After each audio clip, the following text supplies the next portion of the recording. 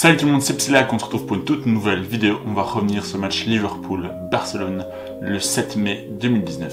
Le 1er mai 2019, Liverpool perd 3-0 au Camp Nou avec un match où Lionel Messi a été tout simplement exceptionnel. Tout le monde se souvient de son coup franc en pleine lucarne et aussi on se souvient tous du raté de Dembélé à la toute fin de match qui aurait pu faire en sorte que le FC Barcelone gagne 4-0. Après ce match 3-0 du FC Barcelone, tout était contre Liverpool au retour avant Anfield. En effet, Mohamed Salah était blessé. Il s'est blessé à la tête le match du week-end contre Newcastle dans la victoire 3-2 de Liverpool. Donc il n'était pas remis à temps pour le match face au FC Barcelone. Firmino était également blessé à l'aine si je ne me trompe pas. Le seul titulaire des trois attaquants était Sadio Mané. Naby Keita était également blessé. Tout était contre Liverpool. Pour ce match-là, Jürgen Klopp a dû aligner une attaque assez inédite. Sadio Mané, Divock Origi et Xherdan Shaqiri. Divock Origi qui n'avait pas marqué encore en Ligue des Champions jusque-là, Shaqiri non plus, et Mané qui n'avait marqué seulement que 4 petits buts en 11 matchs. Et il fallait rattraper les 3 buts du FC Barcelone du match aller. Autant dire que la tâche est plus que difficile. Trent Alexander-Arnold vient de sortir de sa toute première saison avec Liverpool. Sa saison complète tout simplement parce que la saison passée il n'était pas titulaire indiscutable, il était en rotation puis il est devenu titulaire indiscutable. Il sort de sa toute première saison avec Liverpool, comme Robertson qui avait été acheté à Hull City et qui avait déjà joué la saison 2017-2018. Donc c'est sa deuxième saison avec Liverpool. Et on a Virgil van Dijk qui était arrivé à l'hiver de la saison 2017-2018. Donc pareil, il joue sa première saison complète avec Liverpool. Et quelle saison de Liverpool puisqu'il termine deuxième de Premier League avec 97 points à un petit point de Manchester City qui était à 98 points. Deux saisons exceptionnelles de ces deux équipes. Donc assez décevant pour Liverpool de ne pas aller chercher l'appel cette saison-là.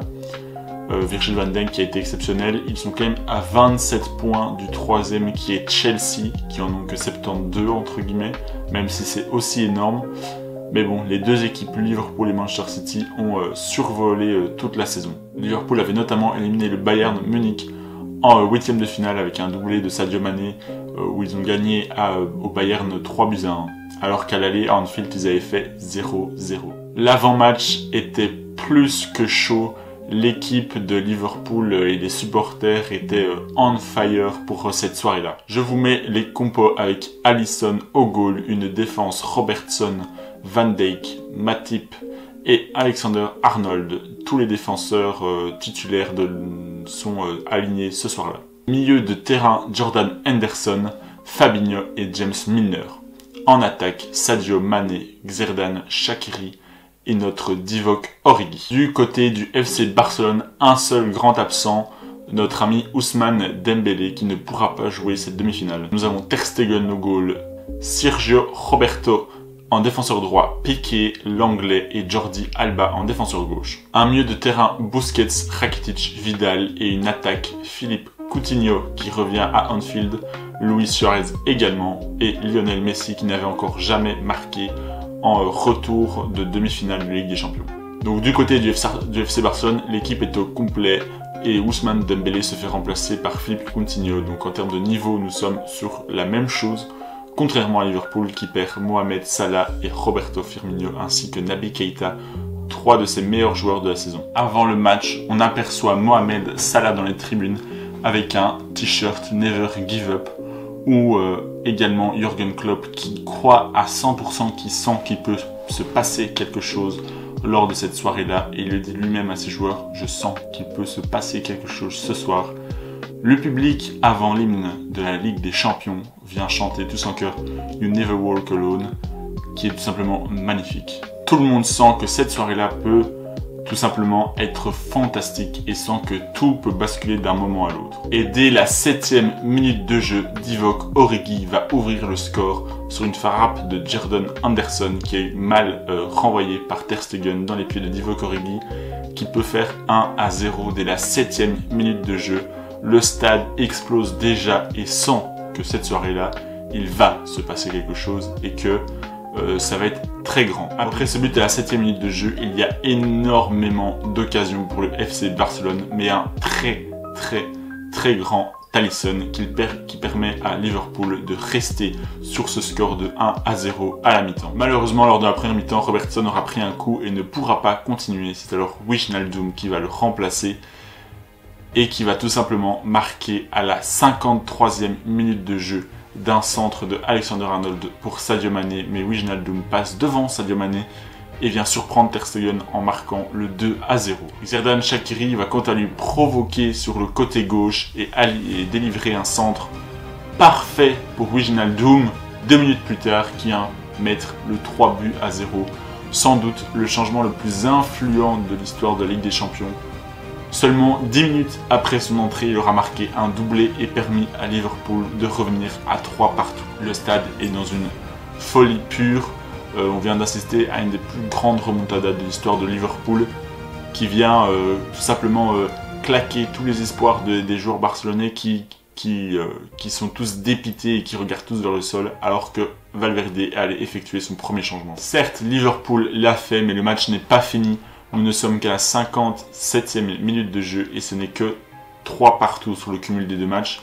Certes, Liverpool est remonté, mais il faut encore passer devant maintenant. Et pendant près de 20 minutes, il ne va rien se passer. Les équipes vont se neutraliser dans le milieu de terrain jusqu'à un éclair de génie de Trent Alexander-Arnold. Alexander-Arnold permet à Origi de marquer le 4-0 et de marquer un doublé. Le but va être nommé plus beau but de l'histoire de Liverpool par les fans. Une étude et des votes faits après la saison 2022 ou la saison 2023. Il faudrait que je vous retrouve l'étude pour vous le mettre. Et tout simplement, Origi vient offrir la finale à Liverpool sur cet éclair de génie d'Alexander-Arnold qui permet à Origi de venir tuer complètement le FC Barcelone. Cette soirée-là, tout était contre Liverpool et un héros inattendu, Divock Origi, qui vient marquer le 1-0 et le 4-0, tout simplement la lueur d'espoir en début de match et tout simplement la gloire en toute fin de match, avec aussi, à ne pas oublier, un Wijnaldum, auteur d'un doublé qui est rentré seulement à la mi-temps et en 10 minutes il vient mettre ce doublé, tout simplement parfait pour Liverpool. On ne pouvait pas rêver mieux pour les fans de Liverpool. Et après, Liverpool va chercher la finale de LDC, ils vont la gagner 2-0 avec un but de Mohamed Salah qui sera revenu de sa blessure à la tête contre Newcastle. Et encore ce Divock Origi qui va marquer le but de 2-0. Donc Origi qui n'aura pas marqué un seul but en Ligue des Champions. Après cette demi-retour, il en aura marqué 3, un doublé contre le Barça en demi-finale et ce but en finale de Ligue des Champions contre Tottenham. Liverpool a réalisé une des remontadas les plus inoubliables de l'histoire de la Ligue des Champions. N'hésitez pas à lâcher un petit commentaire du prochain match que vous voulez que je commente, entre guillemets, que je vous raconte. L'histoire d'un autre match comme Barcelone, Paris Saint-Germain, 6-1, que je vais sûrement faire. Comme une remontada du Real Madrid contre Manchester City 3-1 au Santiago Bernabéu. Il y en a plein des histoires comme ça que je peux faire. Vous n'avez juste à me dire en commentaire celle que vous voulez et j'y travaillerai. C'était Psylac, j'espère que cette vidéo vous aura plu. Ciao!